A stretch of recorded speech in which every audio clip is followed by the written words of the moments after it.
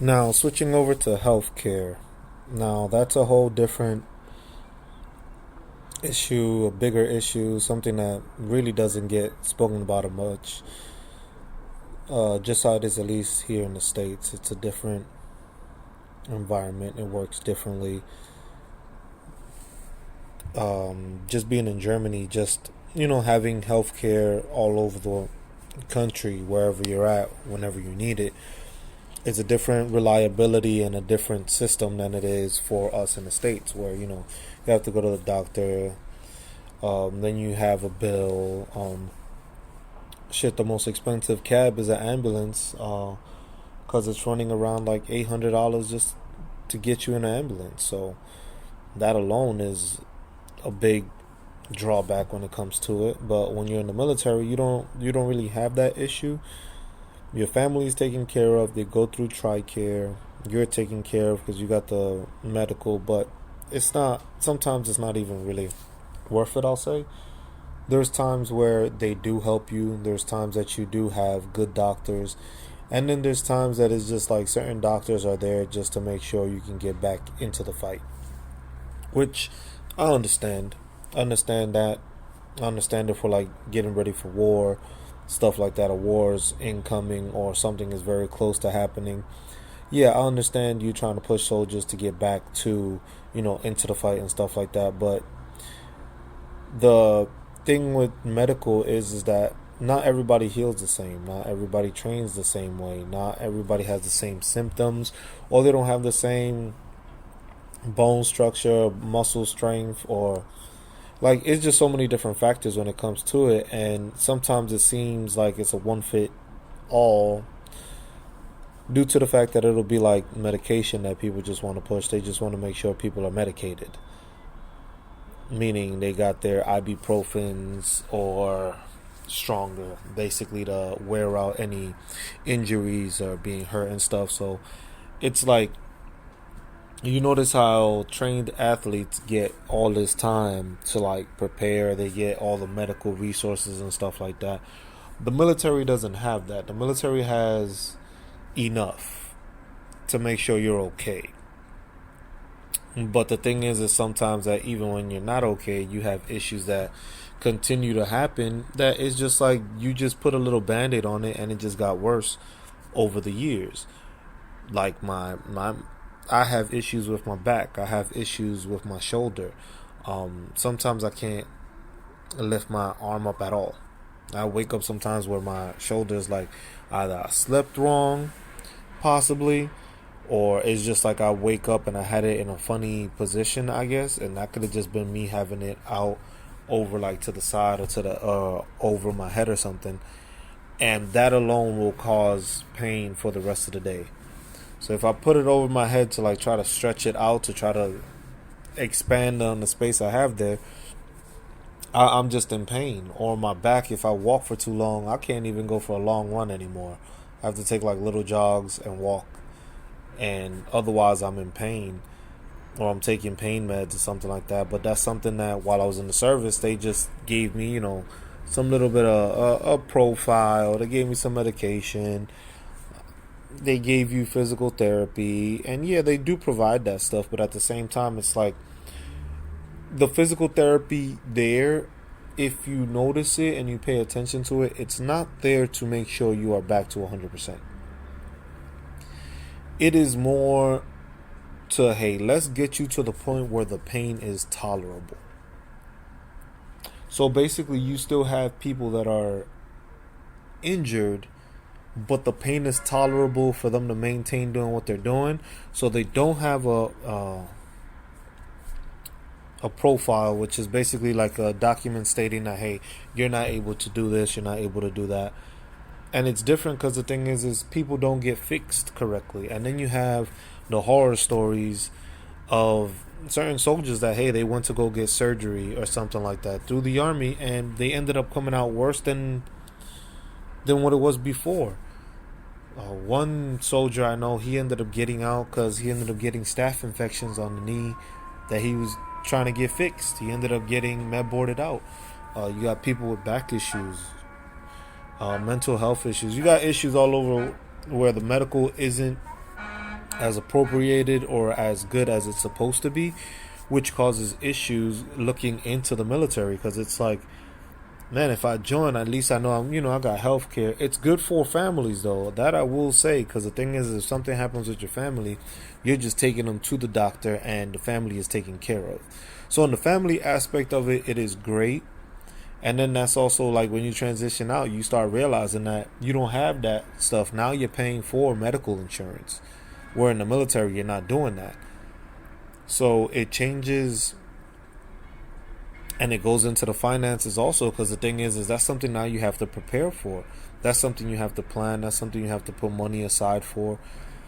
Just because everything isn't covered like it used to. Even if you have a good job and it has some sort of medical insurance, you're still going to end up paying as compared to when you were in the military, you're not paying. So that's still checks and payments that need to be made just off of regular stuff that the military did provide for you. So that's one thing, it is good, but at the same time, when it comes to the soldiers, it's not as good, because sometimes when it comes to the information that's supposed to be set or in place for your injury, it's not there. And that's one thing it took me a bit to realize, that it's like after the military, you look through your files and stuff, and then you remember those injuries, you remember how they happened. And it's like you look back to see the documentation on it, and it doesn't say how you got hurt.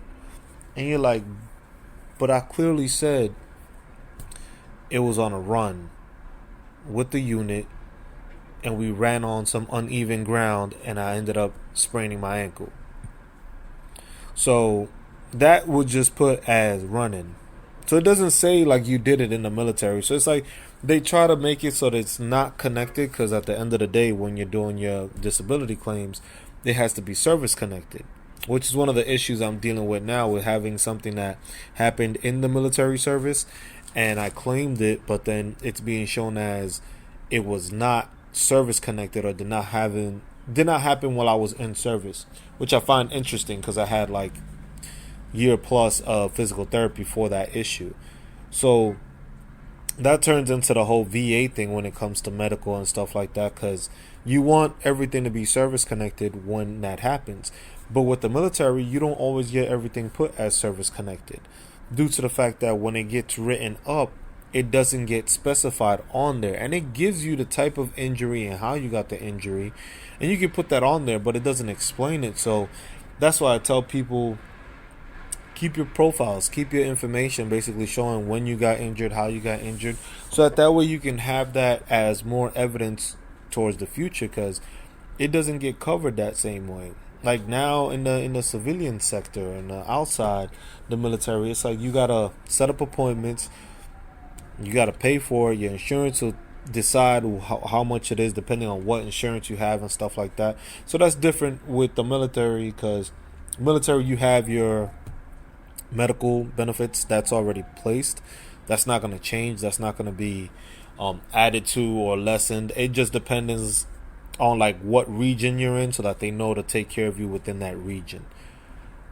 The soldiers don't get the same advantage, because the thing is they don't really care for the soldier as much. It's like, yeah, they say they care, and I will say they don't at times, because the thing is resources are available, but they're not enough.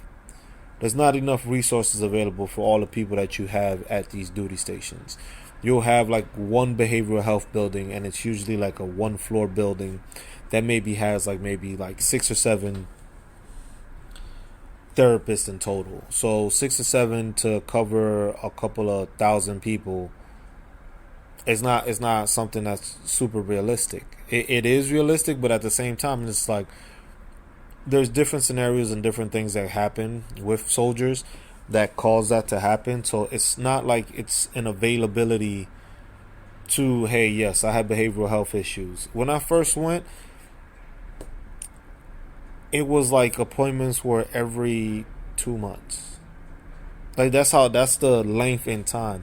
And it's just like, if you have somebody that's going through something real serious right now, 2 months is a very long time for you to speak to them, try to get to know what's going on, and then not see them again for 2 months. If they're in a situation where it's not helpful, where they're not being taken care of, or they're just having issues like mental health issues, just with that alone, that's something that's a big toll on people. You have suicide rates in certain duty stations which are way higher than others. And just because it's like, yeah, you're constantly on the move, you're constantly working, you're constantly training, and it's like, yeah, you get those breaks, and in those breaks, that's when most people end up trying to see if they can catch up all the alcohol that I guess they missed out on those previous days or previous weeks. So you'll end up with a DUI because people are just like plastered drunk and they don't know any better. But it comes to the fact that it's just like people being taken care of. It's like you're supposed to be a non-commissioned officer or an officer, and you're supposed to care for the soldiers, but you're not a professional.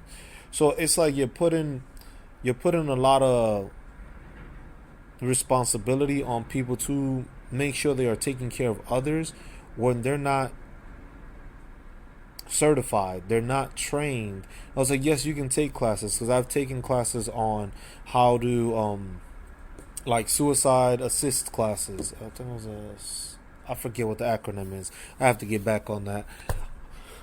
But just doing that alone, it's a big difference, just because the medical portion isn't taken care of as you would like to. I was like, yeah, I would like to get seen more. If I know I'm going through a lot of stuff, it's like maybe stuff back home, stuff like that. It's just like, it's different, because the thing is you may be hundreds of miles away, a couple of thousand miles away from what you're used to, who you talk to, or the people that you know you can speak with, which changes stuff. So it's like, you can have, let's say, you've been going to mental health for the past year. In that past year, you've been talking to this person, this and that. They got to know you, they've helped you, and now all of a sudden you're going on a deployment. So now, where does your mental health stand? Depending on your mental health, you may be ineligible to even deploy. But the thing is when it comes to the military, sometimes it's a numbers game. It's let's make sure we have enough people or more people so that it looks good on my resume, which is on one of the senior level people. It makes them look good because, oh, they were able to take this many people and they trained this many people, and they passed this training exercise, which allowed them to prepare for the next training exercise. Because it's like, you go do a training, come back and leave, but the medical aspect is not taken care of throughout that point. So basically, if you're going on a deployment, or let's say it's a month-long training exercise, and you have that mental health that you have scheduled, you're not able to go. It'll be told to, hey, we need you to move these appointments to the right or to the left, or to cancel them altogether. We got this exercise, this needs to be taken care of. And the thing is the mismanagement of people causes an effect, because you have people that get hurt. Some people get legitimately hurt. Some bullshit. Some just try to ride the wave of not doing anything and sham out, as they like to say. But you have people that are legitimately hurt. You have people that have been sent on training exercises they're on crutches. Like, literally on crutches. And they will still send them. Like, you don't think it would have been best if this person was not traveling or anything and just stayed back home and then tried to deal with stuff back home? Because you wanted these extra numbers, you sent this person. Or you had the profile changed to allow them to go to the training, even though they weren't going to do anything. So it's a medical thing that it's like also something that can be under the commander's discretion. So if the commander talks to the medical person and they're like, hey, this soldier doesn't seem like he's hurt enough, maybe we should try to change their medical stuff so that he can still be able to go with us.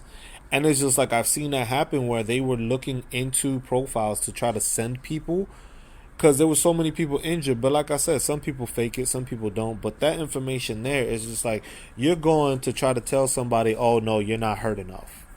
Or it's like, oh, you're hurt, but you're still able to do this, this, and that, even though the requirements for the people going are way higher than what you're going to be able to do, but we can still use you. And the mismanagement of that goes into the medical, goes into the mismanagement of personnel in the military. But just medically moving somebody's information and changing somebody's information to the point where it's like, oh no, they can still be able to do this, so we just need them to have this on the documentation so we can still send them, shows that there's a line of like, okay, you have all these people, then that means that you should be able to teach the other people around you to take care of themselves, at least medically wise, so that they're not dealing with hey, I got a broken tibula or something and I'm in crutches, but I'm still out here in the middle of the desert doing training because I can still sit, or I can still stand and do certain things. I was like, it's pointless. It was like, so you got me to medical, you got me seeing, you seen that I have something broken, but you still feel that I can be useful in a thing where I should just be making sure I can heal myself so that when you get back, I'm at least a bit stronger than what I was before. So instead of like making sure the people are healed better and becoming stronger, it's more of a let's get them and let's use them as best we can. So it's like mismanagement. But then you have issues with the medical also, just like with PAs. Some PAs, there was one PA that was with us in Germany that he got under investigation because of all he was doing was prescribing medication. So this, I believe it was a major. He was just prescribing medication. He wasn't really trying to like get people fixed or something. It was just like, oh, medication here, get put on this. Make sure you're taking that. They had an injury, make sure they're taking that. So it's like, instead of like, hey, if a person's been complaining about a shoulder injury or something like that, it took what, 2 steroid shots for them to actually decide, oh, we'll get some MRIs. So it's like, it took you that long to realize or decide that, you know what, maybe this guy does have a serious enough injury where it is bothering him that maybe we should just get him, some imagery to see. And it took that long for them to actually decide to ask for it. The thing is sometimes you may ask for it, sometimes you don't. Sometimes you don't know any better because you just think it's something like, hey, I just have pain in my shoulder. I do a lot of push-ups, so it comes with it. Maybe my muscles are sore or something like that. But then when there's something wrong with your like rotator cuff, or something like a bulging disc or a slipping disc, or just getting back spasms, it's like you mention these things, and the thing is yes, physical therapy first thing. Is it bearable? It's like, no, I'm in pain. I was like, okay, let's work and let's get you these stretches and these things that usually work for everybody, because it's a blanket thing. But the physical therapists are pretty good because they do follow a regimen, but it's based on what that PA tells them. So if they go off of it, some information is correct, some information is not. Sometimes they wait for the imagery, sometimes they don't. I was like, you tell them what you have and you tell them the pain, they know what's going on. But it's not something that always happens, and that's something where medical is a big factor. When it comes to taking care of your family, like I said, great. When it comes to taking care of the soldier, not as good, because it happens in so many different facets. People get injured, and it's just like you can't control it. But it's like you don't let them heal to get to 100%, and you expect them to be back in a limited time. When you have people that tear ACLs and stuff like that, the Army gonna want you back. They ain't gonna give you a full year. They don't give you a full year. They'll give you like profiles here and there. Once they see you start walking and stuff, they'll be like, oh, you can start running again. And it's just like everybody thinks they're a medical professional when they're not, and they should just keep their mouth shut. And it should just be on that doctor, which some of them are doctors, some of them I wouldn't even classify as doctors, but those are the people that are in charge of taking care of people. So it's different. So it's something that has to be looked at also when it comes to just the medical factor. Taking care of your family is a great thing. But then also when you transition out, you don't have those advantages. But people do take care of you better on the outside because they actually look into the issues you have and the problems you may be dealing with. So it's not one-sided, or it's not that they're not looking out for you. It's just that that's what just had to happen. But that's something that, we can continue going on and just have people that had injuries and just explain and have them speak on the issues that they went through. And you can see the differences in the stories.